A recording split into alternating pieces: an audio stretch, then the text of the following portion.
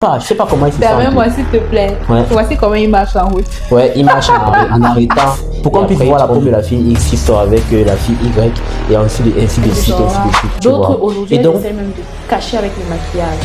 Avec les filtres également. Les filtres, merci.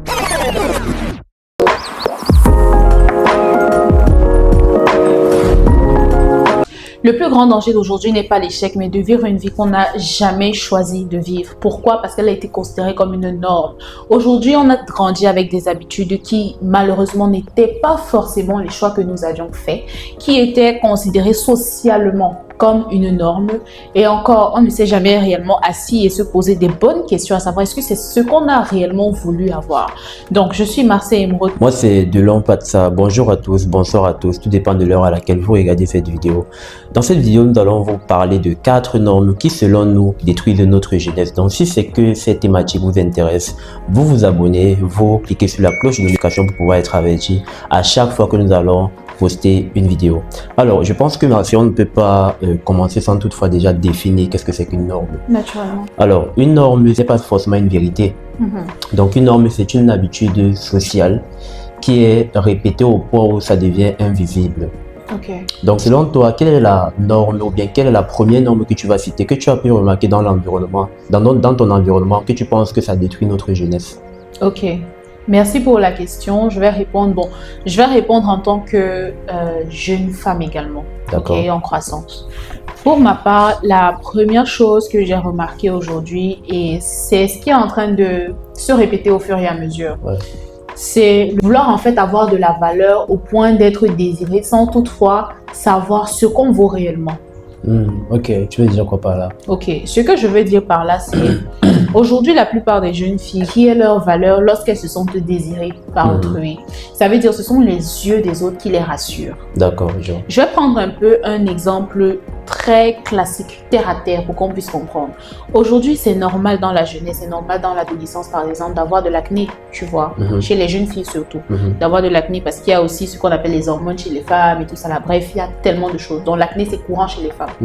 Ok, donc une jeune fille, elle va avoir de l'acné, mais elle va avoir peur de sortir. Ou encore, même si c'est qu'elle sort, d'autres aujourd'hui, elles essaient même de cacher avec le maquillage. Avec les filtres également. Les filtres, merci. Beaucoup plus les filtres même aujourd'hui. Une fille ne peut pas se passer des filtres parce qu'elle a eu de l'acné et elle a commencé à masquer et tout. Elle a cherché. Et même quand il n'y a pas les filtres, elles vont encore dans les applications de modification de photos pour pouvoir lisser le visage, affiner le visage. Pourquoi?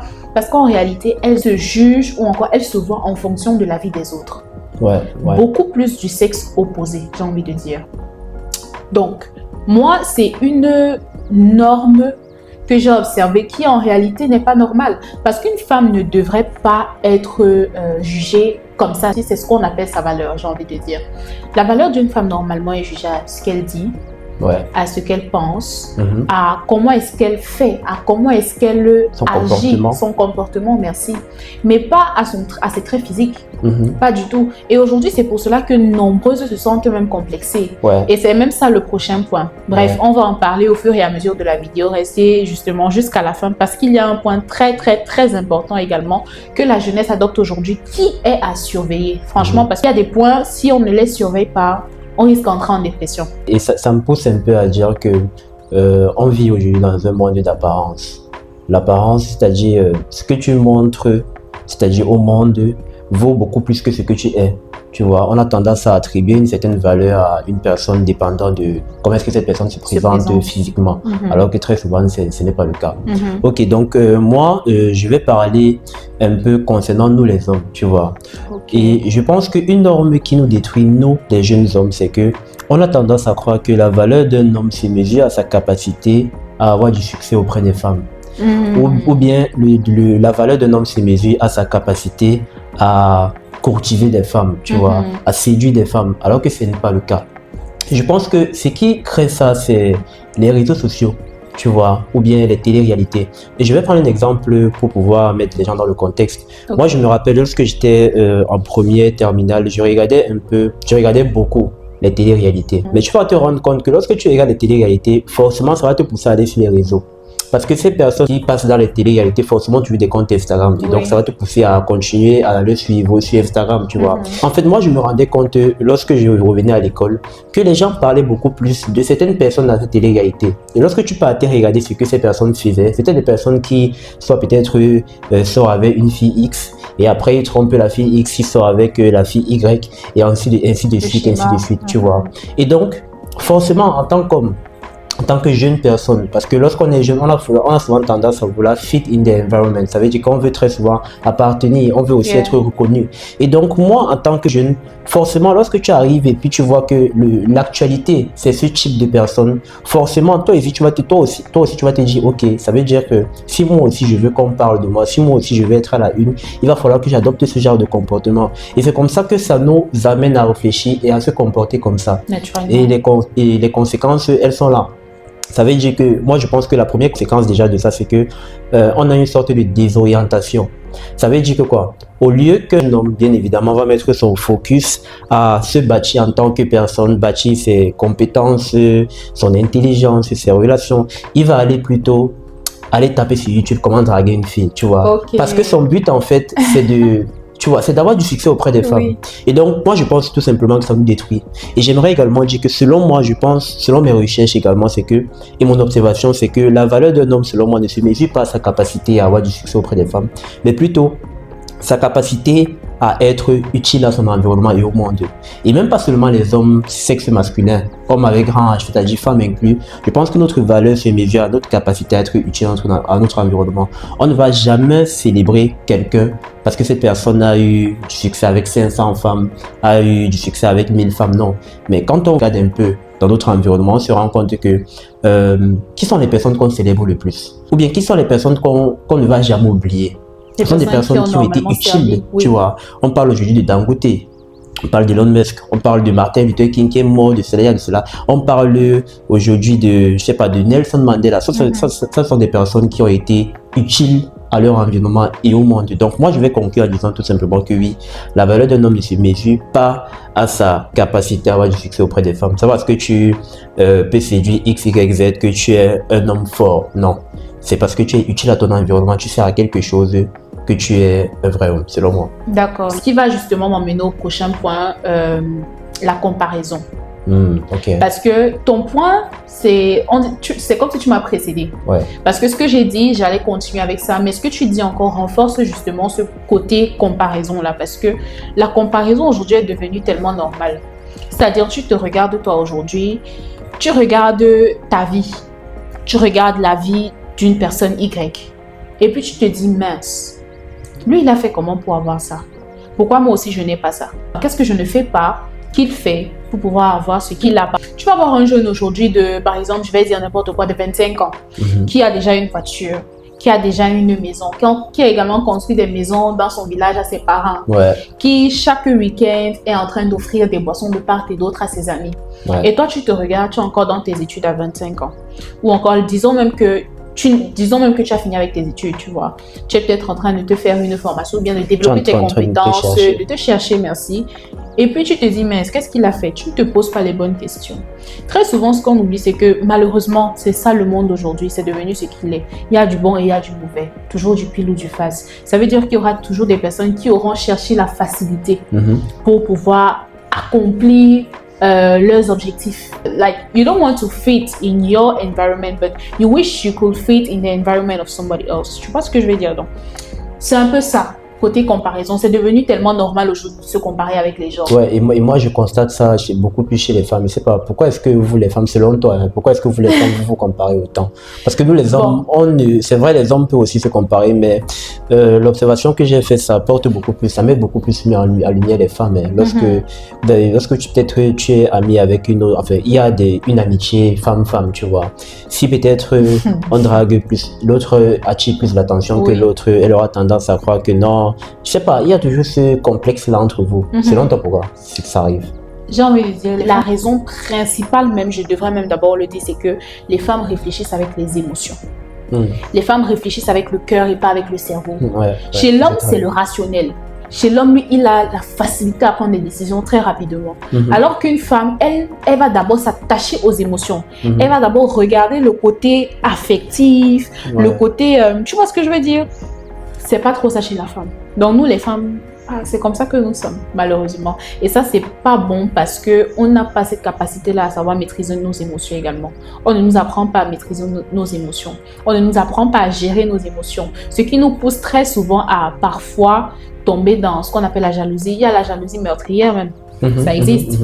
Il y en a qui tombent dans la jalousie meurtrière. Il y en a qui vont continuellement et éternellement se comparer à vie avec leurs amis. Pourtant, il n'y a pas lieu. Si c'est que c'est ton ami et qu'elle a eu du succès, toi, tu es encore en train de te chercher, félicite-la. Enfin, je pense même que c'est un plus si c'est que ton ami a du succès parce que exactement. Cette personne, si c'est que tu brilles, alors forcément, tu me mets un peu de lumière également. Parfait. Tu peux m'aider. Parfait. C'est même ce que je voulais dire dans le sens où elle va forcément tirer ta main. Parce qu'on dit très souvent, tu es la somme des personnes que tu côtoies, n'est-ce pas? Voilà. Si c'est qu'elle a réussi, forcément, tu es son ami, elle ne va pas te laisser dans le noir. Donc, ça dépend aussi. Il y a souvent des personnes qui, quand ils réussissent, ça va, ils t'oublient. Oui, bon, c'est vrai. C'est pour ça que j'ai dit si elle est ton amie. Voilà. Parce que dans l'amitié, il y a amitié et il y a amitié. Si elle est ton amie, elle va forcément t'élever également. Parce que ton amie n'est pas seulement celle-là qui va rire avec toi, mais celle qui, lorsqu'elle réussit, elle veut te voir avec elle au sommet. Ouais, donc voilà. Ça. Bon, mais mon point ne va pas s'adresser spécifiquement aux garçons. Je pense également que c'est mix, tu vois. Et cette norme est tout simplement le fait que dans notre environnement, on a tendance à croire que si tu ne consommes pas d'alcool, mais si tu ne bois pas de bière, ça veut dire que tu es un sous-homme. Je ne peux pas compter le nombre de fois où plusieurs fois j'étais avec certains camarades ou bien certains, je sais pas, connaissances. Et puis ils ont pris des boissons, tu vois, boissons alcoolisées. Et moi j'ai pris soit de l'eau, soit du jus. On m'a toujours regardé un genre. Et moi également, je me suis senti un peu... Tu sais, lorsque tu fais quelque chose de différent que la masse, tu vois, tu auras toujours une sorte de tension qui va être créée, tu vois. Et moi également, il y a plusieurs fois où je me suis dit, mais non, je devrais aussi acheter, je devrais aussi, voilà, tu vois, tout ça à cause du siècle, tu vois, tout ça à cause de la pression sociale. Donc, moi, je pense que c'est une norme, sincèrement, qui est un peu stupide. Ce n'est pas parce que, en fait, je comprends pas, c'est pas parce que quelqu'un ne prend pas d'alcool qui n'est pas un vrai homme ou bien qui n'est pas grand, parce que je sais pas d'où ça vient qu'on pense que quelqu'un est grand parce que cette personne prend de l'alcool. Ça ne veut rien dire. Et je pense que la conséquence c'est quoi? C'est qu'on a une jeunesse qui est de plus en plus alcoolisée. Tu vas voir des personnes de 14 ans qui consomment déjà de l'alcool et qui sont fiers de dire qu'ils consomment. En fait, ils se sentent grands, tu vois. Tout ça parce qu'en fait, la société, tu vois, puisque nous sommes en train de parler de normes, la société nous fait croire que quand on arrive à un certain âge, il faut consommer de l'alcool. Dernièrement, j'étais même en train de discuter avec certains de mes camarades qui disaient qu'il y a certains contrats que tu ne peux pas signer si c'est que tu ne bois pas. Ah ouais? Ouais, j'ai entendu ça. Et je me suis dit, mais attends, c'est quel raisonnement ça? Donc ça veut dire qu'imagine-toi, tu es chef d'entreprise, tu vois, moi je suis un partenaire à toi.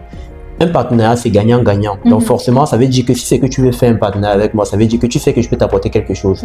En fait, de ce qu'ils sont en train de dire, ça veut dire que toi, tu vas, si c'est que je ne bois pas, tu vas carrément ne pas signer le contrat où tu es en train de gagner parce que moi, je ne bois pas. Tu es en train de dire... que j'entends ça. Non, moi, j'ai entendu ça plusieurs fois où on disait que non, il y a certains contrats, il y a certains marchés que tu ne peux pas gagner tout simplement parce que tu ne consommes pas d'alcool, parce que voilà, l'alcool, c'est un peu comme un code. Ok. Voilà. Donc moi je pense sincèrement que c'est une norme qui ne devrait pas avoir lieu, tu vois. Et comme j'ai dit, voilà les conséquences. Une jeunesse beaucoup plus alcoolisée, alcoolique, je peux dire ça comme ça. Et voilà. Donc ça nous détruit vraiment. Ouais, beaucoup plus les garçons, beaucoup plus les garçons. Chez nous, comme j'ai dit, si c'est que tu ne bois pas, on a l'impression que tu es un petit. Chez vous les garçons également, il y a beaucoup ce truc d'ego là. Ouais, il y a l'ego. Ouais. Le proving est à son max. Ouais. C'est-à-dire... Le proving, quoi. Tu vas voir quelqu'un qui va boire, qui va boire. Tu vas voir même quelqu'un qui boit la bière, mais que son barème c'est peut-être 2, tu vois, à 2 il est ok.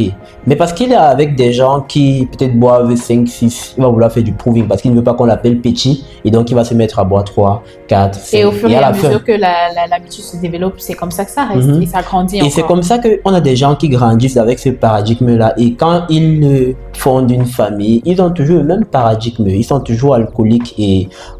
Enfin, je pense que tout le monde sait ici quelles sont les conséquences d'avoir un père alcoolique. J'ai envie de continuer avec un autre point qui est de parler du temps.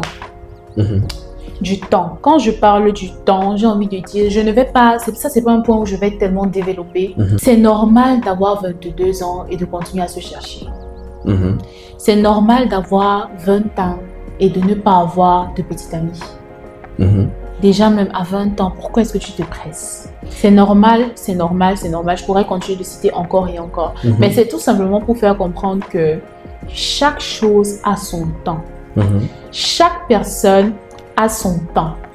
Et excuse-moi, j'ai envie de dire que c'est chacun qui décide de quand est-ce que je vais faire ci, quand est-ce que je vais faire ça. Exactement.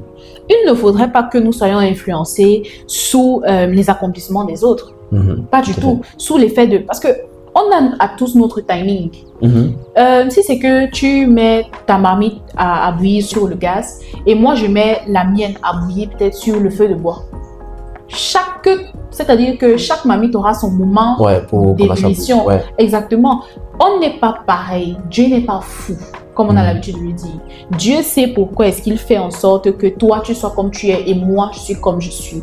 Il y a des épreuves que toi, tu vas forcément traverser, que moi, je ne vais pas traverser. Et celles que moi, je vais traverser, que toi, tu ne vas forcément pas du tout traverser. Ouais. Donc, il faudrait qu'on arrive à un moment donné à comprendre que nous ne sommes pas dans la hesse, j'ai envie de Nous ne le sommes pas dire. dans une course. La vie, Ce c'est pas n'est la pas course du tout une course de vitesse. De vitesse, merci. Ouais. C'est une course de résistance. Mhm. Le plus important est d'arriver jusqu'au bout. Ouais. Une fois que tu commences, dis-toi que le plus important, c'est pour moi, c'est d'arriver jusqu'au bout. Ce n'est pas le premier arrivé qui gagne, pas du tout. Chaque personne a son timing et moi, j'aimerais vraiment que ça reste dans les mémoires, dans les crânes. C'est tellement une pression sociale que les gens portent sur leur dos comme un fardeau. Je pense également que le parcours de chacun, le parcours que Dieu fait traverser à chacun dépend de ses compétences, tu vois. Ok. Donc, dépend de qui tu es, tu vois. Dieu t'a donné forcément des atouts qu'il ne m'a pas donné, tu vois. Donc forcément, on n'aura pas le même parcours, on va pas traverser les mêmes choses. On n'a pas le même background. On ne vient pas du même endroit. Et on n'a pas le même talent aussi, Voilà. il faut le dire. Donc c'est ça aussi qui fait en sorte que les gens se sentent souvent en retard à cause des réseaux et tout. Donc c'est ça. Surtout avec la venue des réseaux. Ouais, et c'est aussi que sur les réseaux, les gens montrent beaucoup le succès sans montrer le parcours. Tu vas voir quelqu'un qui va venir te dire j'ai réalisé tel chiffre d'affaires. Il ne va pas te montrer les nuits blanches, il ne va pas te montrer ses échecs, tout ça. Il ne va pas te montrer, tu vois. Il va plutôt te montrer le succès et ça fait croire que non, on obtient tout de suite, tu vois. Et en réalité, j'ai également été victime de ça. Hein. J'ai été victime également de me croire en retard très souvent. Je n'ai même pas encore 25 ans. Mais de me croire en retard par rapport, par exemple, au fait de n'avoir jamais pu faire 5 millions de chiffre d'affaires. De ne jamais aller dans les restos tous les week-ends, comme d'autres le font. Bref, autant de choses. Ouais, j'ai été victime de ça. Et ça, comme je dis, c'est les réseaux. Parce que je me rappelle quand j'avais vu un post, je sais pas trop. En fait, ça avait fait la une. Kylie Jenner, elle était devenue milliardaire. Je pense que c'était du jeune milliardaire en dollars. Elle était devenue milliardaire, je pense, à 21 ans et tout. Oui. Et donc, forcément, si toi tu as 22 ans, 23 ans, tu vas te dire, attends un peu. Ça pique, hein? Ouais, voilà quelqu'un qui devient milliardaire à 21 ans. Et moi, quoi, je suis même pas encore millénaire. Tu vois, même pas encore ça. Et ça, c'est un exemple parfait. Mais regardons un peu sa famille. C'est ça que j'allais justement dire. Elle ne sort pas de elle ne sort pas. En fait, elle est née dans un endroit où tout était déjà mis en place pour qu'elle arrive à ce niveau. Mais toi, peut-être c'est toi qui dois mettre en place justement cet environnement qui va faire en sorte que les autres vont pouvoir bénéficier. Exactement. Et devenir un peu et arriver à ce niveau beaucoup plus rapidement. Comme on dit très souvent, tu es peut-être la clé de la porte à certaines personnes. Exactement. Le timing. Ton timing n'est pas mon timing. Mon timing ne sera jamais ton timing. C'est Dieu qui a le bon plan. Voilà. Yes. Donc, ok, je pense que je vais donner le dernier point. Ok, je pense que ce point va vraiment piquer certaines personnes. C'est une norme qu'on voit, qu'on observe vraiment dans notre société. Et là, j'ai envie de parler de l'iPhone. C'est pas parce que tu as un iPhone que tu es riche ou bien que tu as réussi ta vie. Les consommateurs d'iPhone. Ou bien que, je ne sais pas. iPhone a tellement su se vendre que on a l'impression que lorsqu'on a un iPhone, le simple fait d'avoir un iPhone, ça veut dire que on atteint un niveau dans la vie. Ça veut dire que on est, je sais pas comment il se sent. Permets-moi s'il te plaît. Ouais. Voici comment il marche en route. Ouais, il marche en arrêtant pour qu'on puisse voir la pomme. Donc moi je pense que c'est un point qu'on devrait vraiment insister dessus. Parce que ça a des conséquences qui sont énormes, tu vois. On a même tellement eu de scandales par rapport à ça. Des personnes qui sont allées faire des conditions tellement il y a des conséquences tellement graves. Je ne sais pas, c'est ça que je dis que vraiment le marketing a rempli nos têtes, tu vois. Parce que iPhone a tellement bien su se vendre que on a l'impression aujourd'hui carrément que quand tu as un iPhone, ça veut dire que tu dépasses quelqu'un. Au point où si peut-être toi tu as un iPhone, disons 11, et une personne qui a un iPhone 15, quand il va voir que quand il va identifier que ton iPhone est un iPhone 11, et puis que son iPhone est le 15, il va peut-être, en fait, il aura tendance à avoir un peu de zèle, tu vois. Il aura tendance à croire que non, il est ton supérieur, tout simplement à cause de ce téléphone. Alors que ça n'a rien à voir, ça n'a absolument rien à voir. Tout ça parce qu'on veut être à la mode. Merci, ils veulent être à la mode, à la page et tout ça là. Et c'est de ça qu'on parle. La plupart n'utilisent même pas ça à bon escient. Ouais, c'est ça que j'allais dire, que c'est en fait une grosse conséquence, c'est que aujourd'hui on a des personnes qui ont des téléphones vraiment avec une grande capacité, mais qui n'utilisent même pas, j'ai envie de dire à 20% les fonctionnalités de ce téléphone, tout simplement parce que ils veulent juste être à la mode, ils veulent juste paraître. Et c'est ça un peu le piège de notre génération, c'est qu'on veut vivre une vie qui n'est pas la nôtre. Moi je me rappelle toujours une chose que mes parents me disent toujours, c'est que il faut savoir d'où tu sors, tu vois. Ça ne veut pas forcément dire que tu ne dois pas avoir d'aspiration. Non, mais tu dois comprendre que oui, je sors de là, je peux arriver là, mais il faut comprendre également que la vie c'est les steps, tu vois. Il y a des niveaux, tu vois. Si c'est que ton niveau c'est un Itel, achète ton Itel et assume probablement ton Itel. Si c'est que ton niveau c'est un iPhone X, achète ton iPhone X, tu vois. Pas besoin d'aller vendre son ring. J'avais vu dernièrement sur Instagram un gars qui a vendu son ring. Il a vendu son ring. J'étais dépassé. Comment tu vends ton ring pour un iPhone 16? Tu vends ton ring pour l'iPhone 16. Un ring. Moi, j'étais dépassé. Moi, j'étais dépassé. Comment tu vends ton organe pour un téléphone? Et en plus de ça, ce qui est magique avec l'iPhone, c'est que à un niveau, disons dans 5 ans, cet iPhone 16, tu vas regarder ça comme un déchet, tu vois, parce que ça sera plus à la mode.